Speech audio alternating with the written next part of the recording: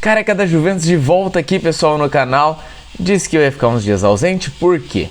Estamos na data FIFA, né? Os times não jogam somente as seleções, então pouca coisa acontece em relação aos clubes, né? A Juventus, que é o nosso assunto aqui do canal. Tudo sobre a Juventus de Turim você encontra aqui no nosso canal do Careca da Juventus. E hoje aqui eu vim fazer o que foi prometido para vocês, que é fazer um balanço do nosso mercado, uma análise de como foi esse nosso mercado e um spoiler. Foi o melhor mercado dos últimos, sei lá, 20 anos de Juventus. Desde o mercado quando a Juventus vendeu o Nedved e comprou o Buffon, Thuram e... vendeu o Zidane, desculpa, e comprou o Buffon, Thuram e Nedved, que eu não vejo um mercado tão bom. Antes de tudo, deixa o like, se inscreve no canal para o YouTube entender que esse canal é relevante para outros torcedores da Juventus, pessoal. Vamos lá, pessoal, vamos começar pelas contratações, que é o que mais interessa o pessoal, né? A Juventus trouxe o Kobe Miners depois de uma grande novela, trouxe o Douglas Luiz. Eu não vou falar os valores aqui, tá? Só vou falar no montante final quanto que ficou a curto prazo. A longo prazo é outra história. O Kefren Thuram, volante, o Juan Cabal, o Nico Gonzalez, o Francisco Conceição, o Di Gregório, Kalulu e o Adzic foram as contratações da Juventus, tá?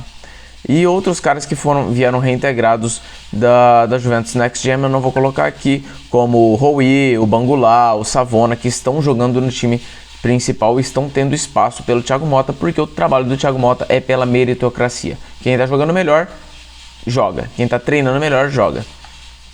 E a Juventus vendeu, pessoal, Matias Soulé para Roma, Huijsen para o Bournemouth, Willian Jr. para o Aston Villa, Moise Kean para a Fiorentina, Chiesa para o Liverpool, De Winter para o Genoa, o Barrenetxea para o Aston Villa, o Caio Jorge para o Cruzeiro, Facundo Gonzalez emprestado para o Feyenoord, o Alexandre fim de contrato, Frabotta, a Juventus tinha contrato ainda, mas a Juventus deu de graça,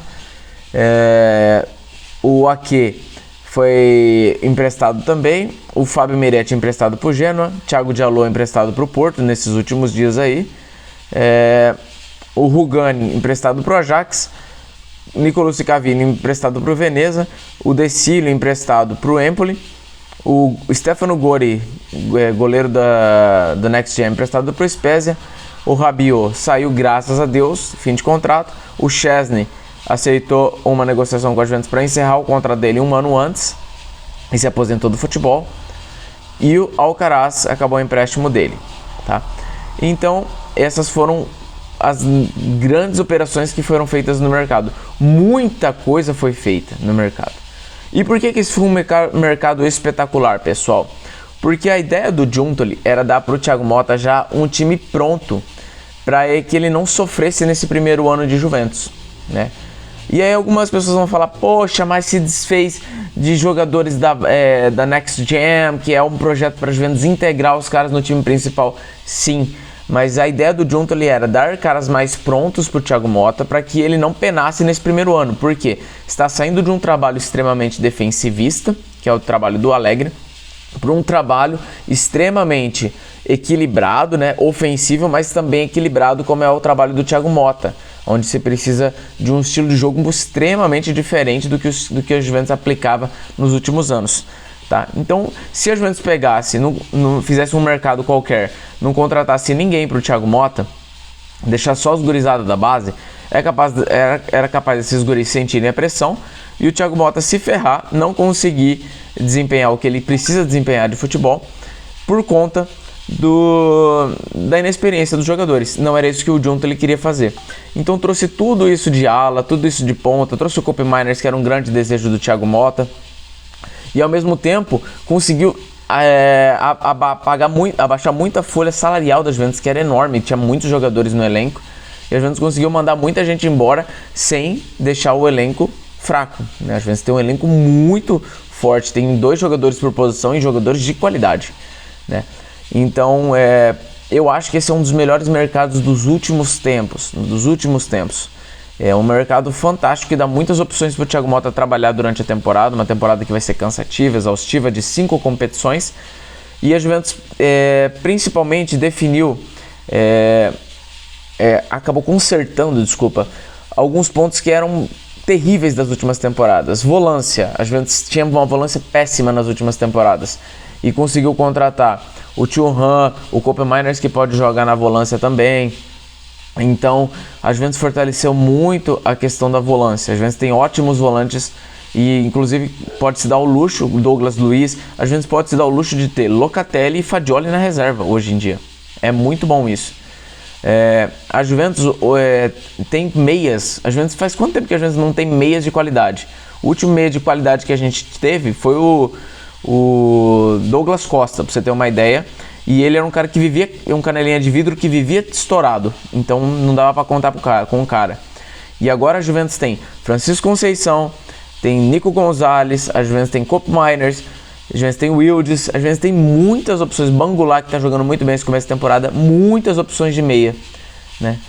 O que talvez tenha faltado nesse mercado é um vice Vlahovic, porque o Vlahovic é um cara muito inconstante psicologicamente e dentro de campo também. E o Milik é um cara que tá sempre machucado, então é uma incógnita aí quem pode fazer o vice Vlahovic nessas primeiras temporadas, né? No último jogo quem fez foi o Nico Gonzalez, né? E qual a importância da Juventus ter feito um time tão completo, rapaziada? As lesões vêm durante a temporada. Você já pode ver que nas primeiras rodadas já lesionou o Thuram, já lesionou o EA. Graças a Deus a Juventus conseguiu nessas duas primeiras temporadas, onde os jogadores novos que estavam chegando ainda não estavam podendo jogar, a Juventus conseguiu segurar a bronca e ganhou os 2 primeiros jogos. No terceiro jogo, onde os caras conseguiram entrar em campo, mas ainda não estavam treinados, a Juventus pelo menos tinha cara para pôr em campo, né? E a Juventus vai precisar muito disso. E agora com os caras treinando, tudo vai ser fantástico da gente ver nessa temporada. Olha a importância. Nessa pausa de nacional, das seleções nacionais, o Nico Gonzalez já machucou, tá? E o Francisco Conceição já machucou. Então 2 caras que a gente já contratou para meia já estão machucados. O Chiquinho Conceição vai ficar fora contra o Empoli e contra o PSG. Provavelmente contra o Napoli. Vão analisar para ver se arriscam ele botar na reserva pelo menos contra o Napoli. Então, a Juventus pelo menos aí tem o Wildes, tem o Bangulat, tem o Kope Mainers para jogar na meia e o EA vai estar voltando de lesão. Olha só a importância de um elenco completo que a Juventus montou nessa temporada. Machucou 2, tem os caras voltando de lesão agora. O Adzit está voltando de lesão também. Então a gente tem opções para o Thiago Motta trabalhar. Agora o importante o Thiago Motta trabalhar com todos esses caras para eles entenderem o esquema de jogo, entender a movimentação, entender tudo que eles precisam fazer para que todos estejam preparados para jogar qualquer partida. Alguma partida vai ser melhor a velocidade do Chiquinho Conceição, que ele é muito rápido, é uma flecha nas pontas. Outras vai ser mais importante a qualidade técnica do Nico Gonzalez, né, a capacidade dele fazer cruzamentos, meter uma enfiada de bola. Em outra oportunidade vai ser melhor a profundidade que o EA consegue alcançar. O Thiago Motta vai conseguir trabalhar, e isso que foi muito legal desse mercado. Junto ele deu ao Motta opções, e opções de qualidade, opções que não vão sentir o peso da camisa, para que ele possa trabalhar nessa temporada. Por isso que eu acredito que esse mercado foi um dos melhores mercados da história da Juventus. A Juventus montou uma base fortíssima para o Thiago Motta trabalhar nos próximos anos, para que ele não sinta o peso. E olha só, pessoal, olha que bacana. Aí o pessoal os haters, né, o pessoal do time vai falar: Juventus tava com dívida e tudo mais, aí fez um mercadão desse. A Juventus vendeu muita gente. Vocês viram a lista que eu mandei aqui, de tanto de gente que a Juventus vendeu ou emprestou. A Juventus, nesse rolo todo, conseguiu diminuir a folha salarial em quase 20 milhões de euros por ano. É muita coisa, mesmo trazendo esses caras. O novo teto salarial da Juventus é muito mais baixo do que o antigo. Então a Juventus conseguiu conter custos, tá? Trazendo jogadores de mais qualidade do que os eras anteriores. Olha que massa isso no mercado. E a Juventus teve um custo de impacto no balanço de apenas 61 milhões de euros nessas operações todas. A longo prazo isso, tá? Então, diluído em anos, 61 milhões de impacto é muito pouco, né? Em uma janela já é pouco para os padrões atuais do mercado. Em anos, isso é maravilhoso, né? A Juventus está fazendo o que a Juventus sempre fez. Um mercado sustentáveis, né? A Juventus conseguir se autofinanciar não dar um passo além da perna e manter a qualidade e o nível alto dos jogadores. Por isso que eu acho que esse mercado foi um mercado espetacular, fantástico, tá? Essa semana eu trago aí notícias em primeira mão sobre renovações de contrato, tá? As lesões eu já trouxe aqui, infelizmente. Chiquinho Conceição fora praticamente, provavelmente 3 partidas. Nico Gonzalez a ser avaliado. Tendo notícias de como que foi, quão grave foi a lesão dele com a Argentina, eu trago aqui pra vocês. Beleza, pessoal? Vencer não é importante. É a única coisa que conta quando se trata desse time aqui, a Juventus de Turim. Fino alla fine, força Juve!